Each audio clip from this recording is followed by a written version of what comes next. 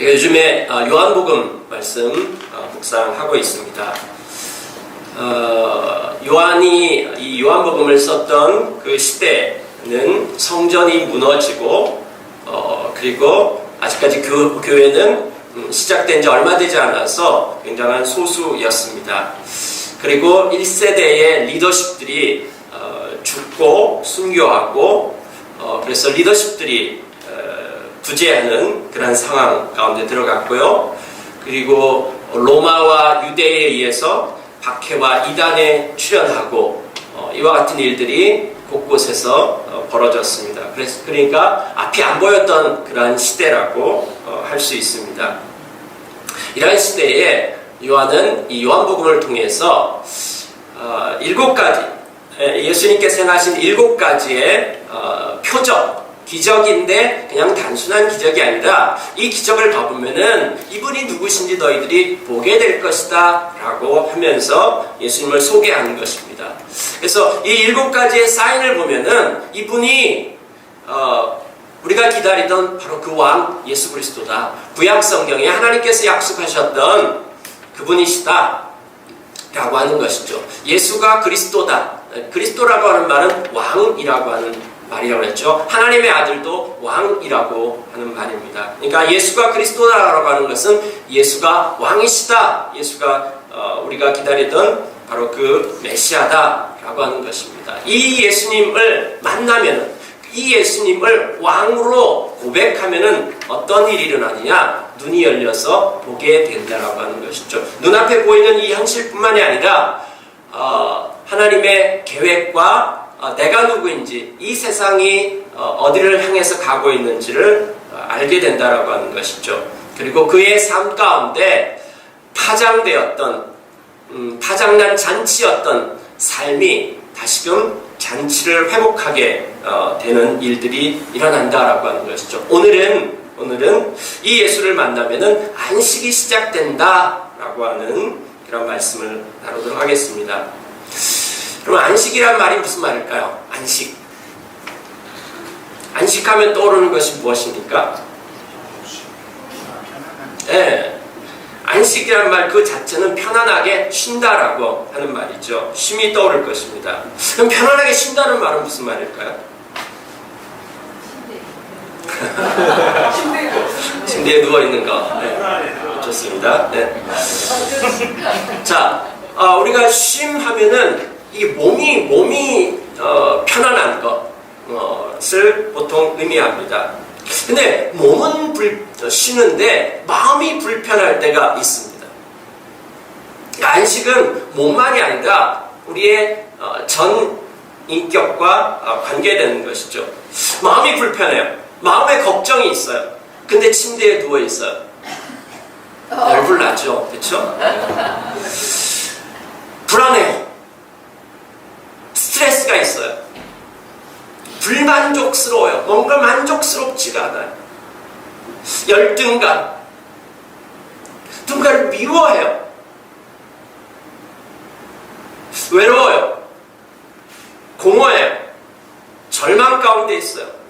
상처가 있어요. 상처가 있으면 이게 계속 묵상을 하잖아요. 그렇죠? 그리고 우울해요. 뭔가 상황이 안 바뀌어. 맨날 똑같아. 자, 이와 같은 것들이 우리의 마음 가운데 있다라면은 우리는 안식할 수 없습니다. 그래서 어깨에는 곰 한 마리가 있고 마음에는 돌덩어리가 다들 하나씩 있지 않으세요?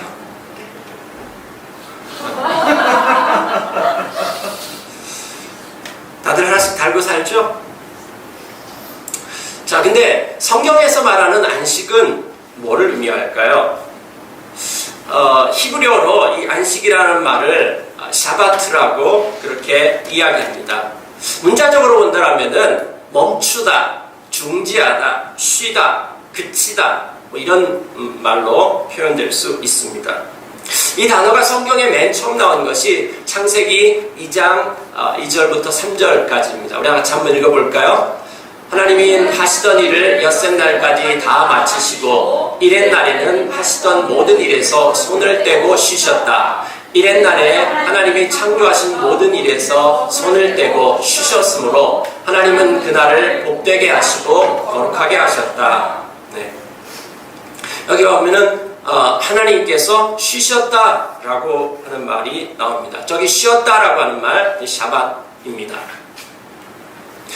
근데 하나님이 왜 쉬셨을까요? 하나님이 쉬신다는 말은 어떤 의미일까요? 하나님 막 피곤하실까요? 네, 하나님 피곤하지 않으십니다. 하나님이 쉬셨다라고 하는 그 앞에 뭐가 붙어 있냐면은 다 마쳤다라고 하는 것, 모든 일에서 손을 뗐다라고 하는 것입니다. 하나님께서 뭔가 계획하셨던 일이 있었어요. 그 계획하셨던 일이 무엇입니까? 세상을 창조하는 일이었습니다. 하나님께서 세상을 창조하던 일이 있는데 그 창조가 완료됐어요. 완성되어졌어요. 마지막에 인간을 창조하시고 난 다음에 이제 다 됐다, 다 이루었다, 다 완성되어졌다 라고 하신 것입니다. 그리고 난 다음에 쉬셨다라고 하는 것입니다. 그러니까 여기 쉬었다라고 하는 말은, 그쳤다라고 하는 말은 어떤 계획이 완성되었다라고 하는 말의 의미입니다. 이 말을 갖다가 그 당시에 고대 근동의 이런 문헌들의 어법으로 본다라면은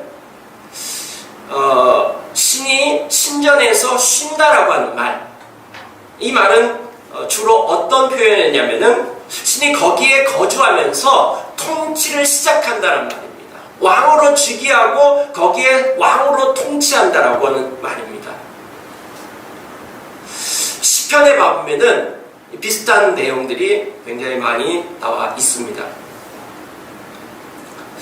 하나님께서 세상을 창조하시고 쉬신다라고 하는 말은 아무 일도 안 한다, 모든 것을 중지하시고 그냥 앉아 계시다 라고 하는 말이 아닙니다.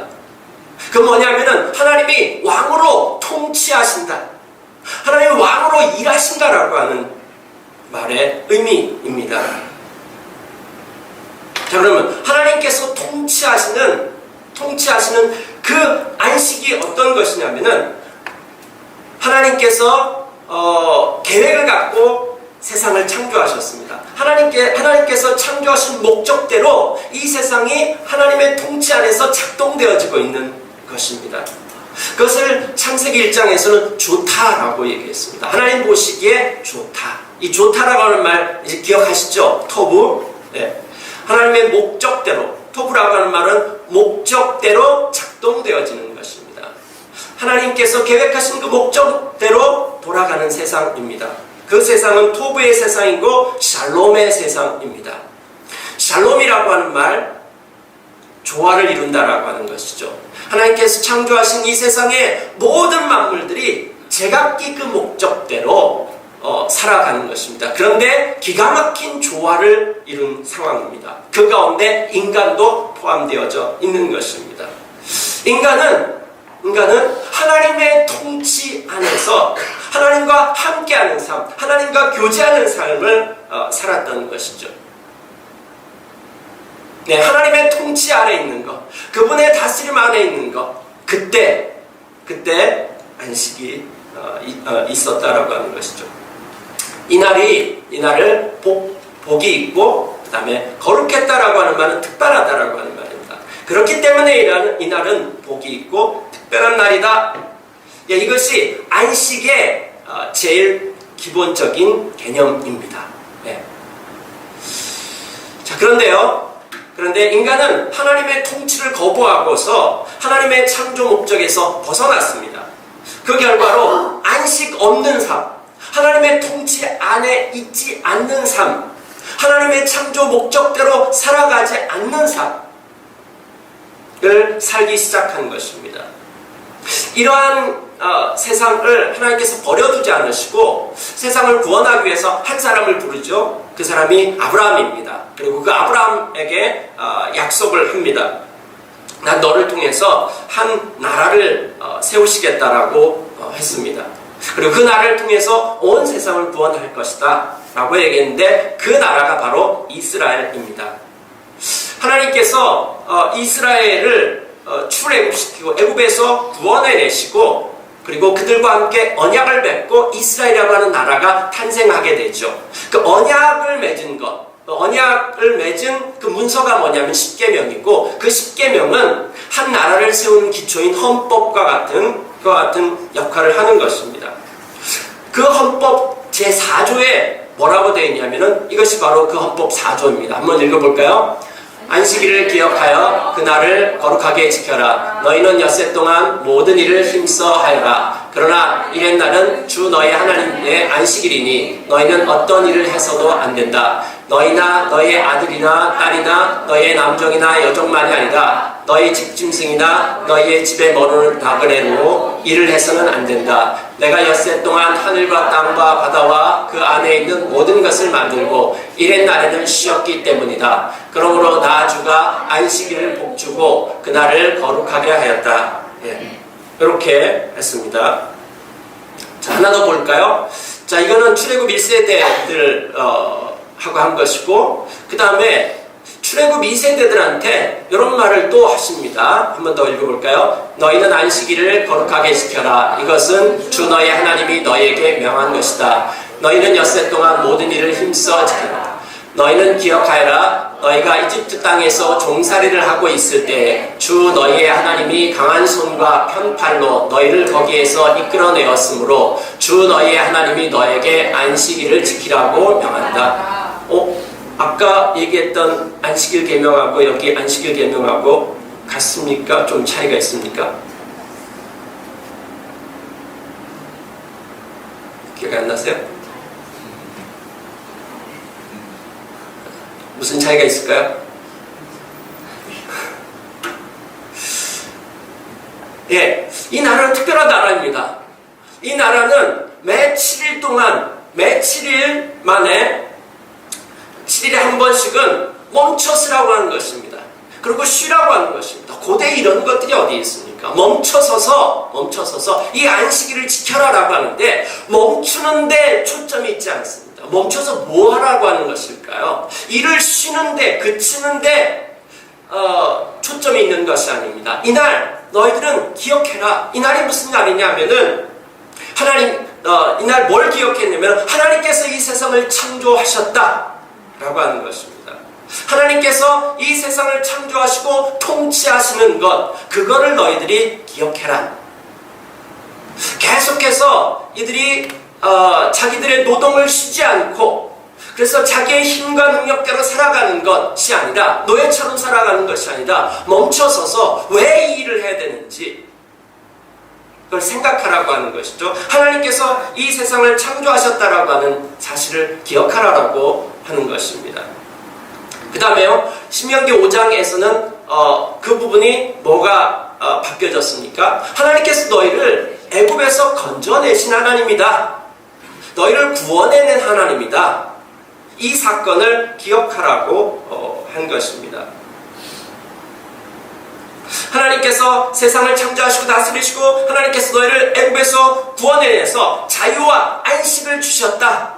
이걸 기억해라.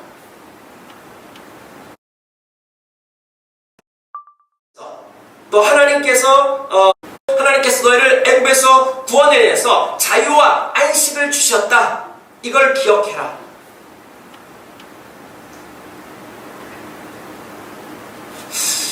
그 다음에요, 그거를 인정하면서 또 하나님께서 창조주가 되시고 구원자 되시고 안식을 주셨다라고 하는 것을 기억하면서 동시에 이 세상을 봐봐라.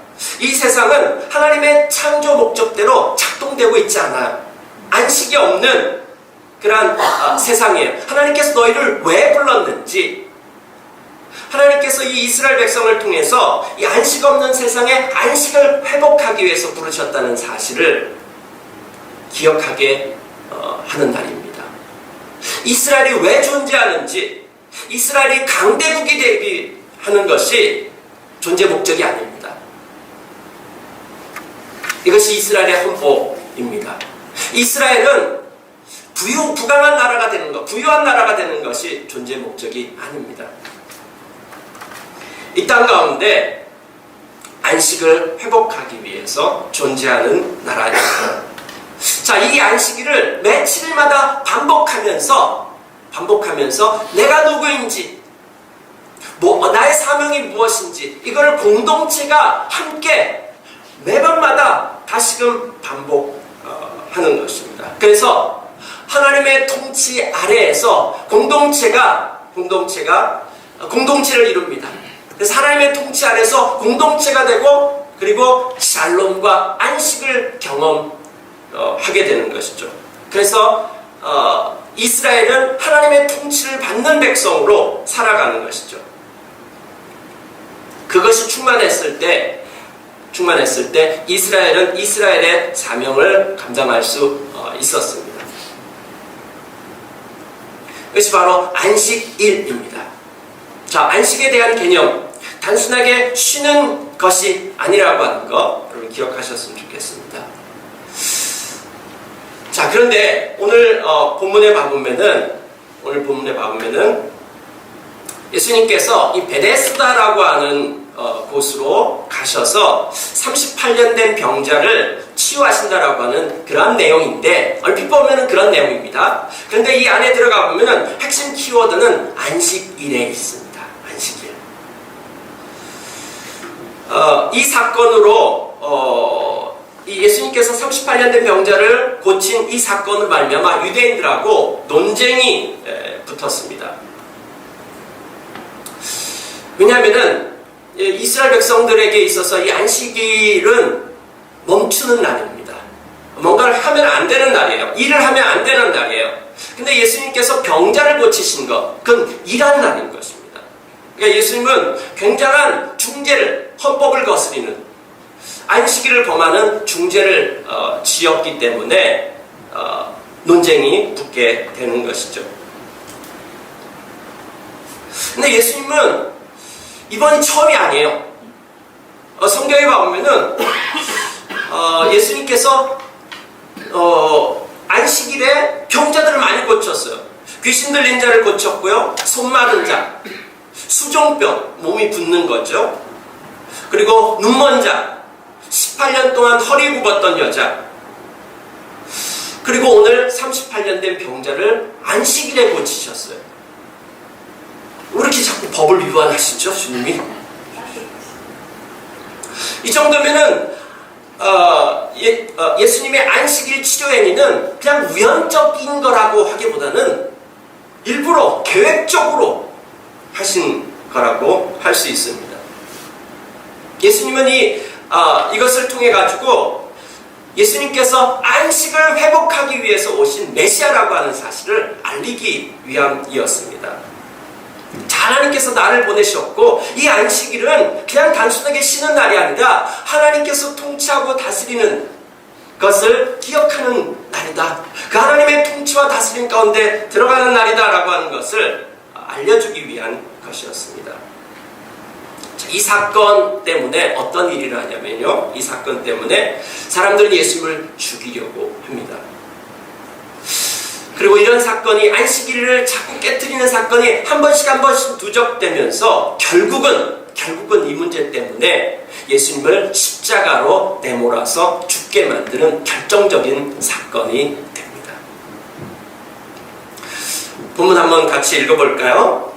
제가 앉아 읽고 여러분들이 앉아 읽고 교독하도록 하죠. 그 뒤에 유대 사람의 명절이 되어서 예수께서 예루살렘으로 올라가셨다. 예루살렘에 있는 양양의 말로 베드사라는 곳이 있는데 거기에는 주람이 5있었다.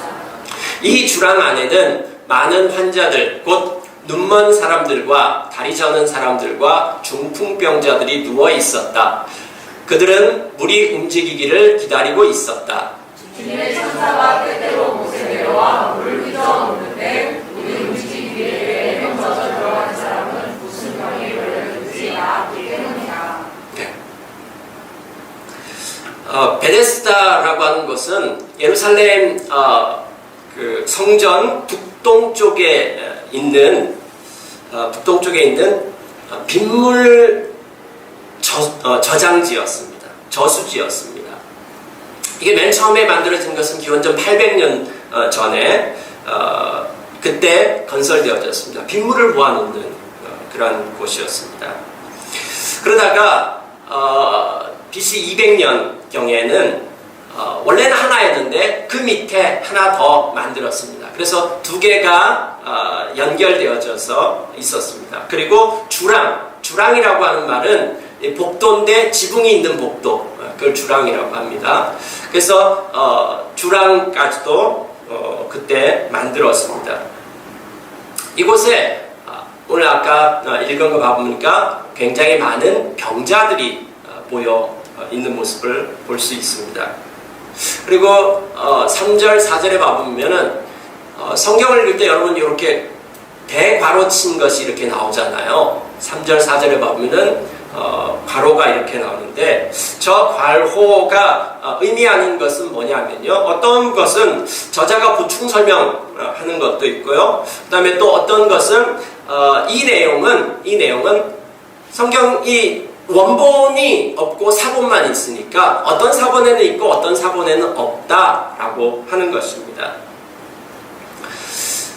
자, 근데 저 대괄호에 들어간 내용을 봐보니까 많은 병자들이 왜 거기에 모여 있었는가 라고 하는 것이죠. 그들은 물이 움직이기를 기다리고 있었다. 주님의 천사가 때때로 못에 내려와 물을 휘저어 놓는데 물이 움직인 뒤에 맨 먼저 들어가는 사람은 무슨 병에 걸렸든지 나았기 때문이다. 여기 치유의 장소라고 하는 것을 좀 알 수 있습니다. 근데 저기에 물이 움직이는 것, 여기는 그 자연적인 온천이 아니었습니다. 여기는 인공 저수지입니다. 그러니까 물이 움직인다라고 하는 것은 이 위에 있는 곳에 물이 차가지고 밑으로 내려보낼 때 아마도 물의 어떤 그 변동이 있었던 것 같습니다. 이 안에는 저것이 사실이기 때문에 여기 써진 것이 아닙니다. 아마도 이 시대에 어떤 신화 같은 것, 사람들이 입소문 같은 것이라고 이야기할 수 있습니다. 여기 안에 여러 신화들이 혼합되어져 있는 것 같습니다.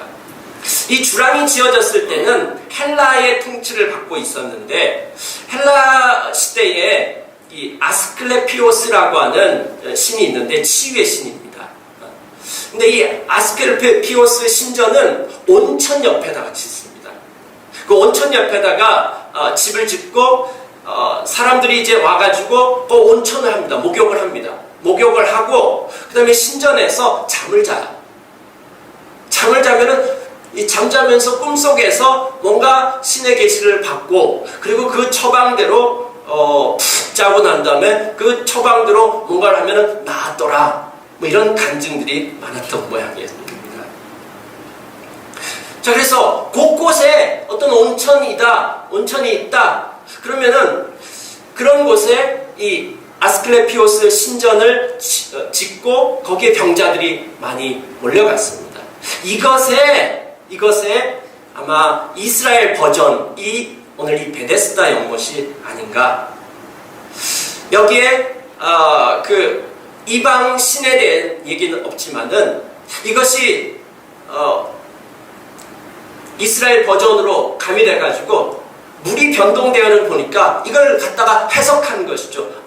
저거는 그냥 물이 움직이는 것이 아니라 천사가 내려와서 움직이고 있어. 그러니까 저기에 빨리 뭔가 천사가 일하는 그때 빨리 뛰어들면은 병을 고칠 수도 있어.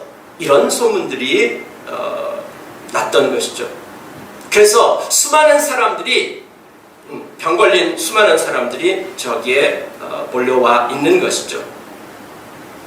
이곳의 이름이 베데스다라고 이야기합니다. 베데스다라고 하는 말의 뜻은 뭐냐면요, 벳은 집입니다. 네, 집이고요.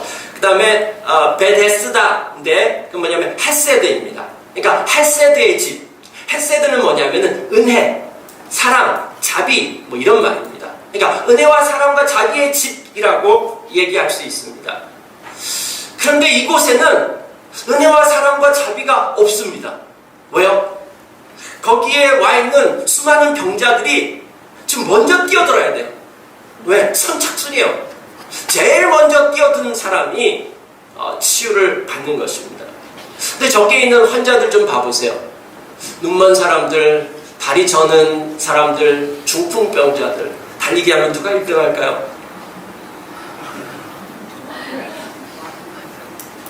네. 자, 이곳에는 소문이 난무해요. 신화들이 난무해요. 희망을 약속하지만은 거기에는 경쟁과 기다림이 있을 뿐, 뭔가 생명과 안식이 일어났다, 회복이 일어났다, 이런 내용들은 들리지가 않습니다. 자, 저 베데스다를 확장하면은 하나님 없는 이 세상인 것입니다. 이 세상에 안식이 없습니다. 이 세상은 하나님의 창조 목적대로 작동이 안 돼요. 이 세상은 하나님께서 맨 처음에 창조했을 때 이 세상은 은혜와 사랑의 집이었어요. 베데스다였어요. 그런데 은혜와 사랑은 하나님의 통치를 떠나가고 난 다음에 안식을 잃어버린 이 세상은 힘과 경쟁으로 작동되어지고 있습니다. 시대마다 온갖 신화들이 등장을 합니다. 온갖 유토피아를 약속을 합니다. 중국 같은 경우는 이 제자백가라고 하는 것이 있는데, 제자라고 하는 말은 자자라고 하는 말은 어떤 사상가들을 이야기하는 것입니다. 여러 사상가들. 그 다음에 백가는 뭐냐면은 100개의 학파들입니다. 이런 사상가들이 어떤 일가를 이루는 거죠. 엄청난 학파를 이루는 것이죠. 자, 이 춘추전국 시대에 이런 사람들이 나타나가지고 혼란한 세상에서 이렇게 하면은 세상의 문제가 해결된다라고 하는 정치 철학을 제시하는 것입니다. 자, 나한테 이런 생각을 갖고 있고 이렇게 하면 세상이 고쳐질 수 있으니까 나를 써주십시오. 이렇게 했던 것입니다. 서양 쪽에서는 철학과 이성, 제도, 과학, 기술을 제시하면서 유토피아를 약속을 했습니다.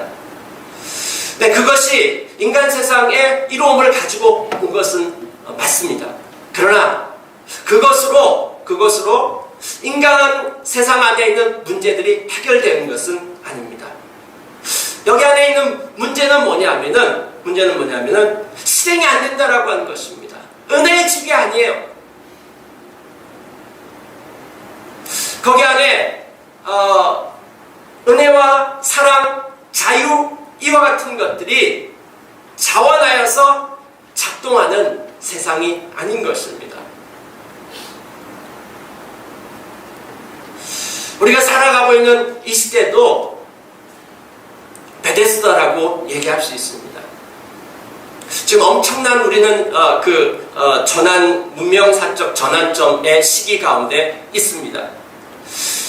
지나간 시대 때에 약속했던 그 수많은 유토피아들과는 비교도 안 되게 그것의 수천 수만 배 확장된 버전이 이 시대라고 할 수 있습니다. 그것이 AI 시대가 오고 있기 때문입니다. 이 AI 시대에 엄청난 약속들이 남발되고 있습니다. 유토피아일까요? 아니면 디스토피아가 될까요? 지난 20일 날 오마이뉴스가 26주년 창사기념으로 주최한 글로벌 포럼이 있었습니다. 그 제목이 AI 권력의 시대, 인간다움과 민주주의의 미래, 이런 제목을 가지고 글로벌 포럼을 했습니다. 거기 기조연설에서 어떤 사람이 기조연설을 했냐면요, 전 구글 윤리 담당 최고 책임자인 트리스탄 해리스라고 하는 사람이 이런 말을 했습니다. 이 사람이 어떤 사람이냐면요, 그 빅테크에서 SNS 알고리즘을 설계할 때 사람들에게 더 오래 중독시키기 위한 연구를 하고, 이것이 현대인들의 어떻게 현대인들의 정신 건강을 해치는지에 대해서 내부 고발을 해버린 거예요.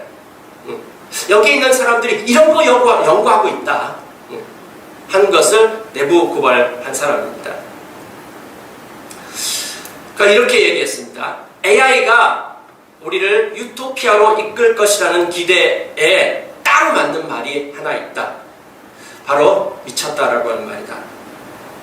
특히 소셜미디어에서 벌어질 일들을 고려했을 때 이 사람이 2013년에 이 소셜미디어가 막 시작될 때 그때도 이 사람이 이것을 얘기했다라고 합니다. 중독과 그 다음에 무한 스크롤링, 짧은 집중력, 고독감, 고립감, 양극화 이런 현상들이 일어나니까 이것을 우리가 미리 준비하자라고 제시를 했는데 넘어가 버렸다라고 하는 것이죠. 그런 일들을 고려했을 때 우리는 이 기술을 더 신중하고 사려 있게 도입해야 한다. 우리는 왜 이렇게 말도 안 되는 미친 짓을 하고 있는 걸까? 이런 기조 연설을 했다고 합니다. 그 옆에 있는 책은요, 역시 구글의 전 최고 사업 책임자 CBO로 일했던 모가데시라고 하는 사람이 쓴 책입니다. 이 사람은 이렇게 얘기했습니다. 아주 가까운 미래에 전 세계가 피할 수 없는 인공지능 디스토피아 시대로 들어가게 될 것이다 라고 이야기했다고 합니다. 자, 이 사람들이 그렇기 때문에 이거에 대해서 반대한다 뭐 이런 의미로 얘기하는 것이 아닙니다. 그렇게 가는 건 막을 수 없는 것인데 이 사람들이 걱정하는 것은 이런 것입니다. AI는 마치 어린아이와 같다라고 하는 거예요. 이 어린아이 같은데 이 어린아이에게 온전하지 않은 안식이 없는 인류의 모든 데이터를 가지고서 학습을 시키고 있다는 거예요. 그러니까 AI를 그렇게 학습시켰을 때 이 AI는 이제까지 있어왔던 인간들의 인류에서 벌어졌던 그와 같은 것들을 학습할 수밖에 없다라고 하는 것이죠.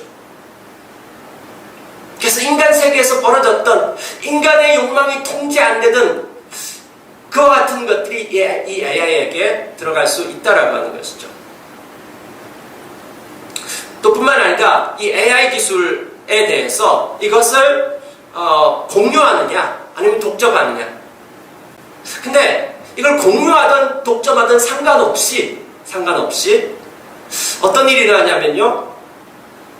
이걸 공유하면 공유한 대로 위험하고 공유하면 뭐냐면 모든 사람한테 똑같이 모든 정보를 다 공유하는 것이죠. 그러면은 각자가 자기가 하고 싶은 대로 우리 할 수 있는 것이죠. 통제가 안 되는 것이죠. 그 다음에 규제를 하면은 그래서 독점하게 되면 누군가가 이걸 갖다가 다 틀어지게 되면요 엄청난 독재의 시대가 되는 것이죠. 이 두 가지 위험이 공존하고 있다라고 하는 것입니다. 그러니까 이 사람들이 하는 얘기는 뭐냐면 지금 빨리 법안을 만들고 규제를 하고 그 다음에 지혜로운 선택을 해야 된다. 여기에서 우리의 목소리를 내고 해야 된다. 10년 전에 SNS가 시작될 때 그때에 뭔가가 시작됐다라면은 이때 달라질 수 있었을 텐데 그러니까 지금 AI가 인간을 초과하기 전에 이 모든 것들을 해야 된다 뭐 이런 얘기를 하고 있습니다. 어떻든 상관없이 이전에 있었던 인간이 안식 없는 상태 하나님의 창조 목적을 떠나가지고 불완전한 그런 인간들에게 상상도 할 수 없는 그런 무기들, 정보들 이와 같은 것들이 우리의 손에 쥐어진다라고 하는 것이죠. 이렇게 했을 때 그 다음에 어떤 일이 벌어질 것인가? 그것은 단순하게 우리가 희망적으로만 볼 수는 없습니다. 자, 이런 베데스다에 거기에 한 사람이 있었습니다. 한번 읽어볼게요. 거기에는 38회가 된 병자 한 사람이 있었다. 예수께서 누워있는 그 사람을 보시고 또 이미 오랜 세월을 그렇게 있는 그 병자를 주님 부르셨다. 라고 주냐? 그 병자가 대답하였다. 주님, 물이 움직일 때에 나를 들어서 못에다가 넣어주는 사람이 없습니다. 내가 가는 동안에 남들이 나보다 먼저 못에 들어갑니다. 예수께서 그에게 말씀하셨다. 일어나서 내 자리를 걷고 걸어가라. 그 사람은 곧 나와서 자리를 걷어 가지고 걸어갔다. 그날은 안식일이었다. 이 베데스다에 38년 된 병자가 있었습니다. 한눈에 보기에도 이미 오랜 세월이 지났다는 것을 알 수 있습니다. 예수님께서 그 사람을 찾아가셔가지고 네가 낫기를 원하느냐? 라고 물었습니다. 근데 이 사람이 한 이야기가 무엇입니까? 나를 물에 넣어줄 사람이 없다라고 그렇게 얘기합니다. 그래서 다른 사람이 먼저 들어간다 이런 말을 합니다. 지금 이 사람은 예수님께서 한 질문하고 이 사람의 대답하고는 뭔가 핀트가 안 맞습니다. 예수님께서 이렇게 물어보지 않으셨잖아요. 너 어떻게 38년 동안 아직까지 이러고 있냐? 이렇게 물어본 게 아니잖아요. 근데 이 사람은 마치 그렇게 물어본 것처럼 대답을 하는 것이죠. 38년 동안 왜 이렇게 했냐고요? 저는 누군가가 도와줄 사람이 없어요. 그 사람이 나를 도와주기만 한다면은, 그래서 내가 다른 사람보다 먼저 뛰어들어가서 물에 들어가기만 한다면은, 그러면은 나한테 소망이 있을 텐데요. 이렇게 생각했던 것입니다. 자, 자기 생각으로 가득 차 있습니다. 네, 자기 생각으로 가득 차 있어요. 상처가 많은 사람들이 주로 그렇죠. 자기 생각으로 가득 차 있어요. 다른 사람의 이야기가 들려오지 않습니다. 38년 동안 묵었던 것들, 그는 그 베데스다 연못에 누워 있는데, 그런데 아무것도 할 수 없는 것입니다. 안타까운 것은 나중에 이 사람은 고침을 받았는데 예수님은 누군지 몰라요.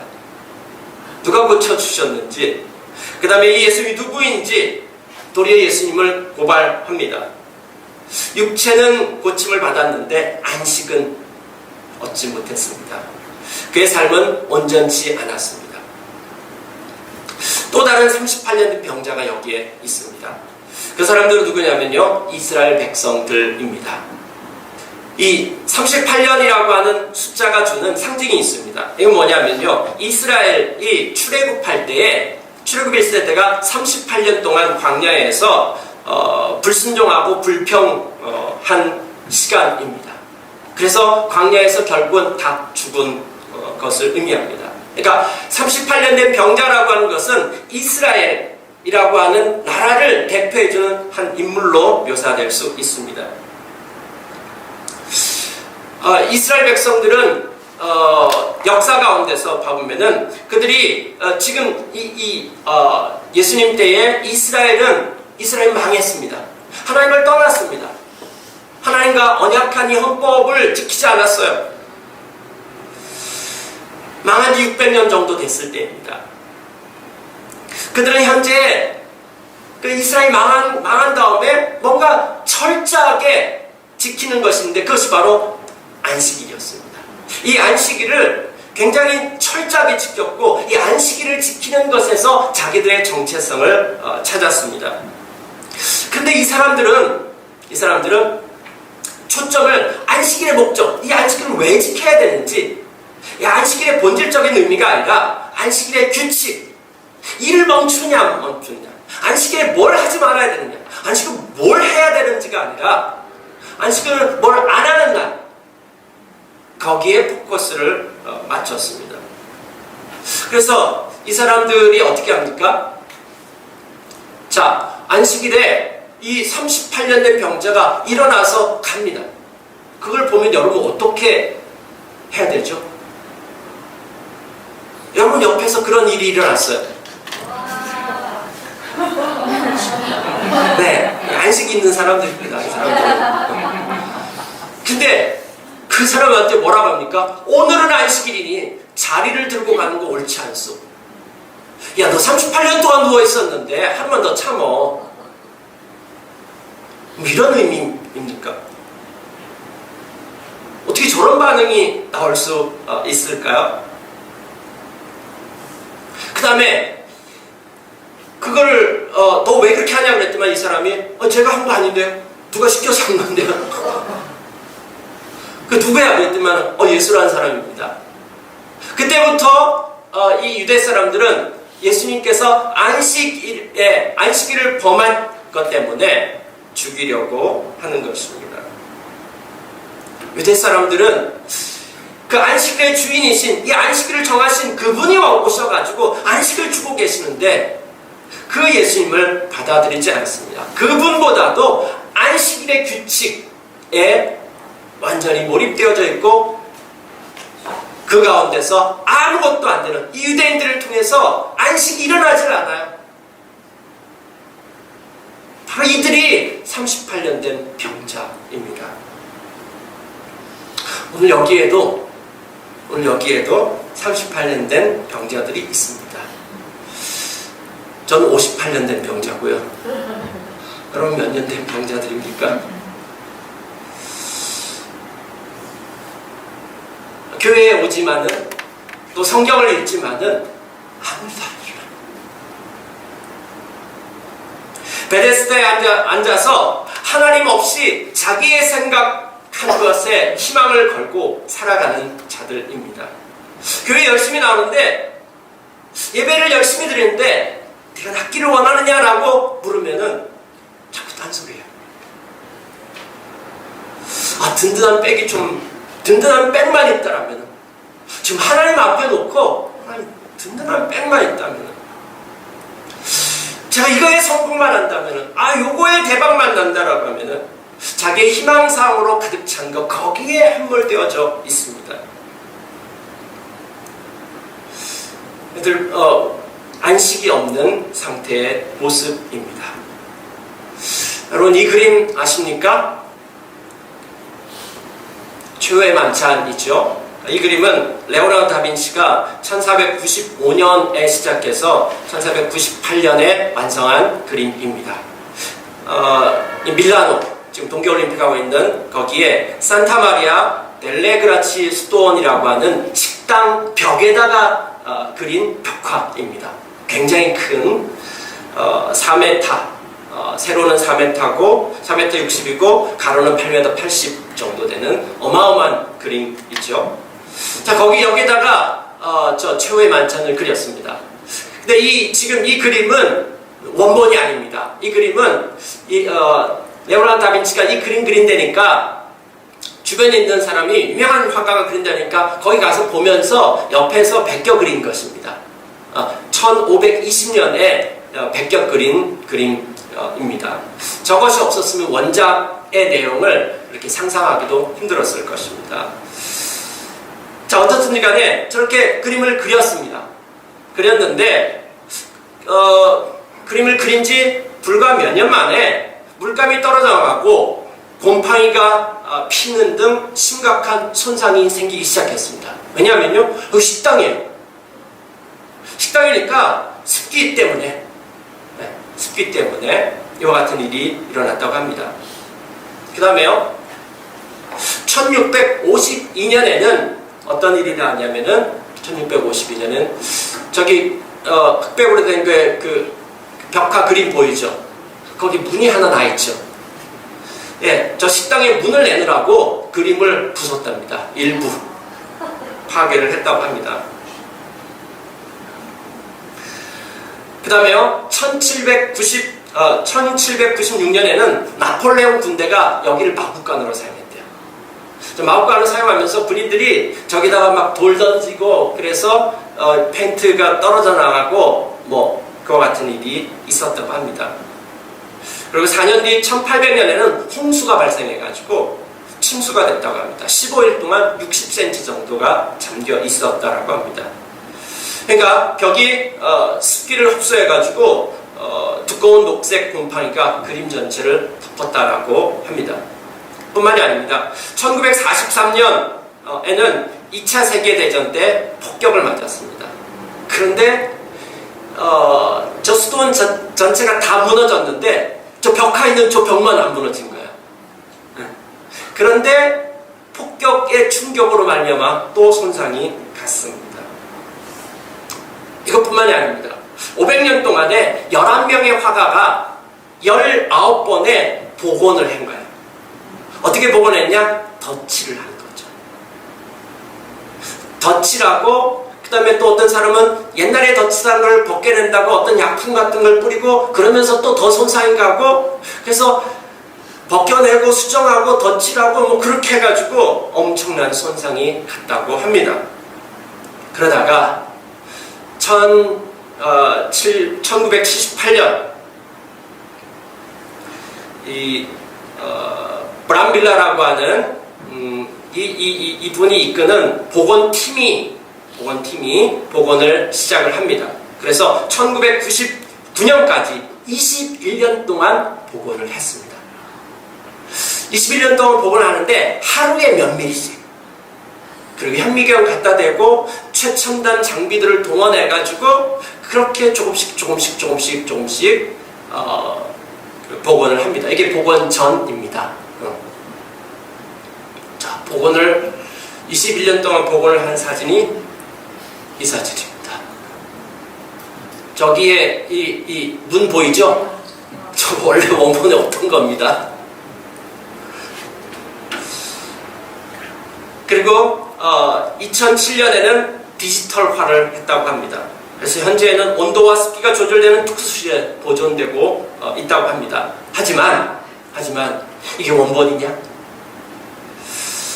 이것을 두고 사람들은 최후의 만찬이 아니라 잃어버린 만찬이라고 한다고 합니다.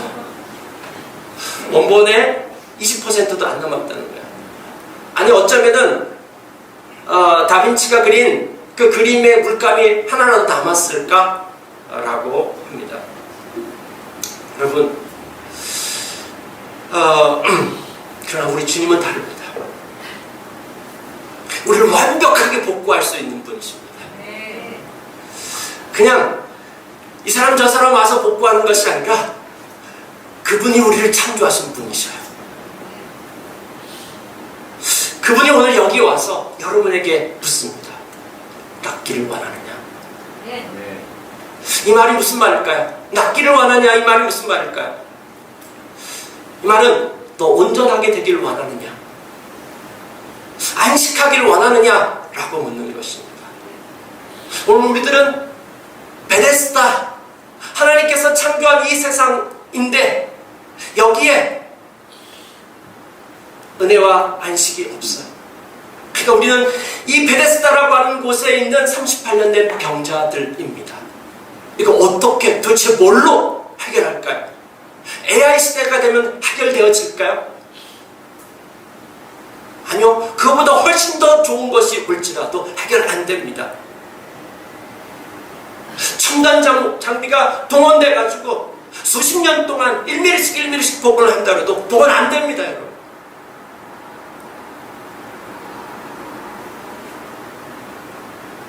하지만 예수님은 우리를 창조하신 분이십니다. 우리를 구원하신 분이십니다. 그분은 38년 된 병자, 물에 들어가게 해도 안 했습니다. 물에 들어가지도 않았는데 걷게 하셨습니다. 그분은 말씀으로 세상을 창조하신 분이십니다. 그분이 말씀으로 일어나 걸어가라고 했습니다. 창세기 1장에도 하나님께서 말씀하시니 생겼습니다.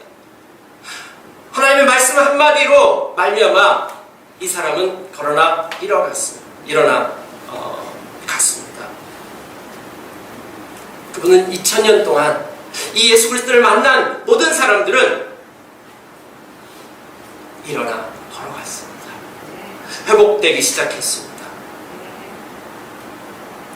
어거스틴은 이런 말을 했습니다. 당신은 우리를 당신을 향해 살도록 창조하셨으므로 우리의 마음이 당신 안에서 안식할 때까지는 평안이 없습니다. 여러분 어떻습니까? 예수님께서 오늘 여러분들에게 질문합니다. 내가 낫고자 하느냐? 네, 베데스다는 바로 예수 그리스도입니다. 예수 그리스도 그분 앞에 갔을 때 은혜와 사랑이 회복되기 시작하고요, 우리는 안식을 회복하기 시작할 것입니다. 일어나 걸어가게 될 것입니다. 함께 기도하시겠습니다.